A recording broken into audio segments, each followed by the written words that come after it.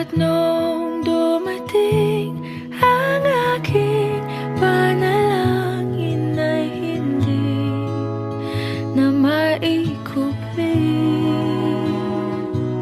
ang pag-asang nahanap ko sa iyong mga mata, at ang takot kung sakali man ika'y mawala.